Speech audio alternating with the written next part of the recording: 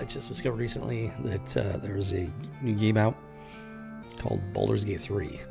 And, unsurprisingly, the game's turned out to just be, to put it politely, nothing short of disastrous.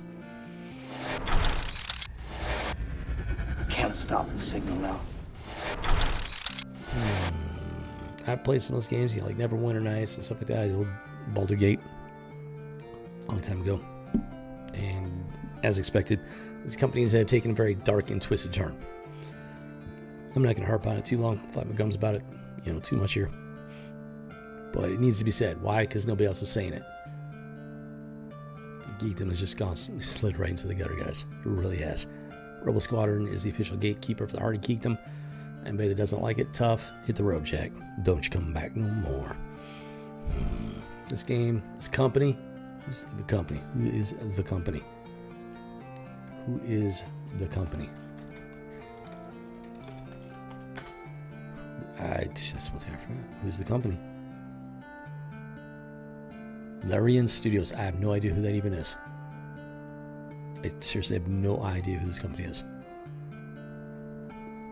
Larian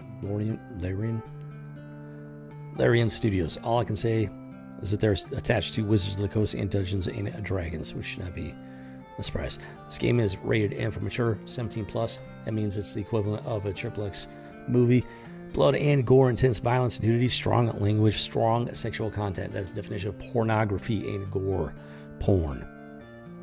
It's a terrible game, guys. It really is. Make no mistake. If you go to the website, which I don't recommend, but if you need to see it for yourself, if you go to the website, they had this whole panel about the game. It was I had 5-6 hours. I didn't watch the whole thing. I skipped through it and caught, a decent chunk of it here and there. I didn't just watch for a couple seconds and move on. If something popped up, which is more often than not, that made it reasonable to sit there and watch it for a bit, I did. It's just, I wish I could say I was surprised. It really wasn't. The name of the panel was literally Panel from Hell. And I know what too many of you are going to say. Oh, it's just play on words. It's just a joke. No, guys. You guys, it's time for geekdom to grow up and wake up. These people are serious, guys. Okay? They're very serious. They enjoy this stuff. The people that created this stuff, they enjoy this stuff. At one point, getting ahead of myself here. Build up your characters' relationships, which personally, that's not my. What is this? Is it a freaking reality TV show? I want to play a video game, action adventure. I don't want to get into some freaking dating game. I'm not here for a dating game. If I want to get into a dating game, I'll go find a woman in real life, and trust me, she'll play plenty of games with me. I don't want that in my video games, in my pastime, my hobbies. But here we are. It's all over the place now. How? I know how. Women took over in part. There's a lot of women in gaming now. And what do they want? They want romance. They want relationships. They want the bumpity humpity bumpity, if you know what I mean. And now they've taken all that and just shoehorned it, forced it into our video games, into geekdom, to our detriment. It's not fun. It's grotesque, especially when they take it to this extreme. They got all these characters that, yep, they can build relationships, and they literally have these bumpity cutscenes, if you know what I mean. Completely unnecessary, unneeded, and unwanted, unless you're some sort of weirdo pervert. This is a chill up my spine, let me tell you. That is not what geekdom has got about, guys. That is called pornography. Only the weirdo perverts are into the pornographic stuff, and way too many people out there calling themselves geeks are in fact these weirdo perverts. This is what they consider entertainment. That's not what it means to be a geek. That is not what geeks consider to be true entertainment, to be true geekdom. I'm here to educate. We're here to have fun. We're also here to learn. It's time for the geekdom to grow. Like I say, grow up and wake up. Because y'all are lost. A very dark path. And this game is proof of that. The people that created this game, They made it possible for you to play your character like truly evil character, not just for role playing sake. Where my characters, whatever they call it, their leanings, their orientation, whatever it is, lawful evil, chaotic evil, blah, where it's just words. It's just a label for their character. No. This game takes it way beyond that. These people took the time, energy, resources to create these things called dark urges, which are plot paths that you can choose for your character. It's always been where you could do sketchy stuff, whatever. You could do kind of messed up stuff with your character, which I was never a fan of to begin with. But they've taken it to a whole new level. It's just pure evil.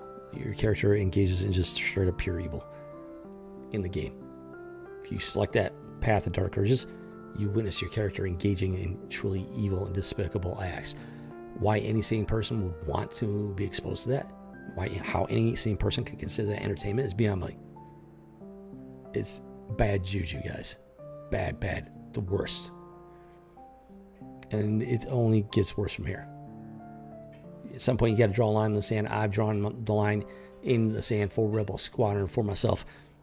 I've had enough. It's time to push back, time to fight back. It's time for rebels to rise against this madness that's taking over pop culture and entertainment and geekdom. It's got to stop, guys. Plain and simple.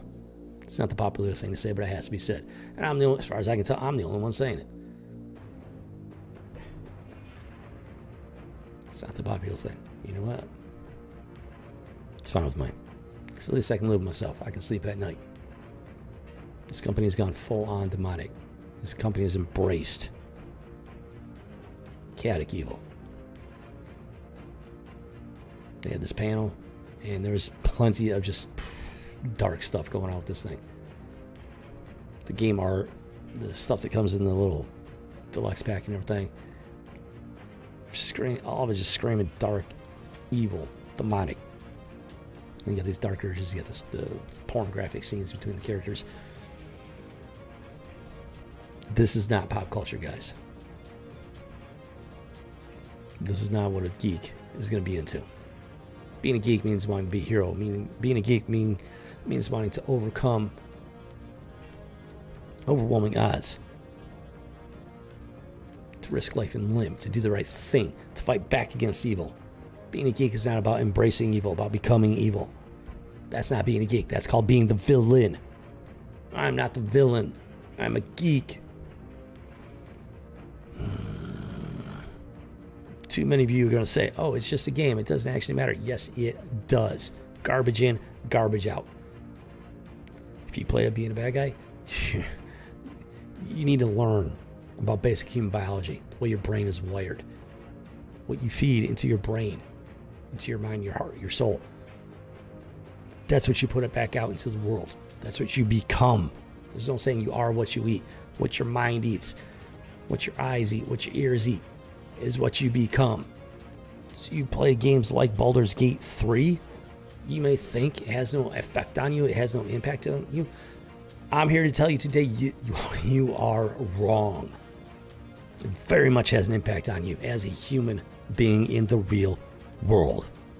You play this game, doesn't matter if you don't pick the Dark Urges path. Does not matter, guys. Simple fact is, they made this game in such a way. By playing this game, by default, it has an impact on you, whether you realize it or not. You are giving money to these people, enabling them to continue making garbage like this, to make it darker and darker and darker. Silence is consent. There is no straddling the middle of the road. There is no sitting on the sidelines. No. There is no lukewarm. If you give money to these companies, especially in particular this company, if you spend time, money playing this game, you are just as bad as those who created it. I hate to break it to you. Anybody playing this game is hereby had their geek card revoked. You can no longer call yourself a geek. That has been decreed by Rebel Squadron, gatekeeper for the heart of geekdom. Enough's enough.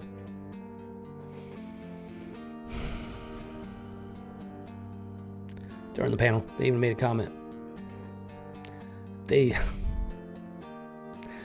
were playing the character as a demo, right? They were showing this panel, the audience, what this game is really about. And they kept taking the Dark Urges options. And it's true to the whole entire concept. Dark Urges, the character did something very despicable, wicked, and evil. I'm not even going to repeat it. Because then that's just scratching the surface. That was just the first footsteps into the Dark Urges pathway, this dark and evil pathway. In this panel, the people behind this game, promoting this game in this panel, they were all for it. They were excited. They were just so joyful, gleeful to be taking these Dark Urges, to embark on this dark and evil path. That is, I hate to break it to you guys, no saying good and decent person is going to revel in that and take joy in that. That's a sign of a sick, twisted, and broken mind. That's a sign of a wicked and evil mind. So by spending money on this game, by playing this game, you are contributing to their weakness and their evil, enabling them to take steps into a deeper, darker path. And you're just as guilty as them because you are enabling them. Your silence is consent.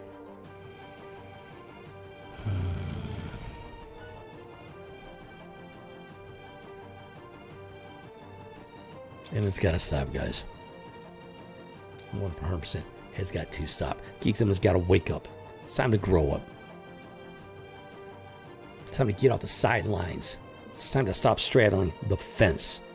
Because it's about to rise up and impale you where you stand. Don't say nobody warned you, because I'm warning you right now.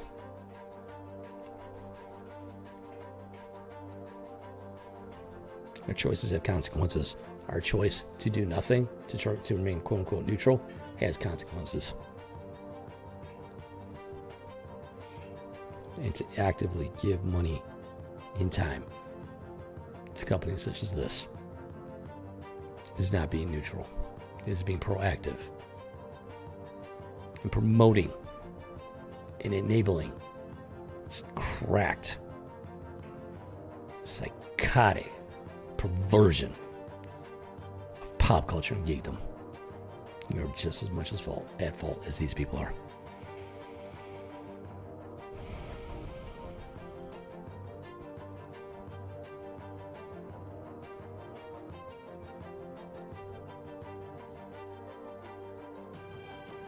The line in the sand has been drawn.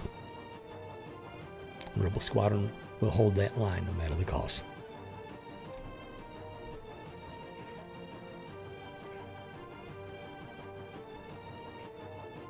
And believe me, it's a terrible cost indeed.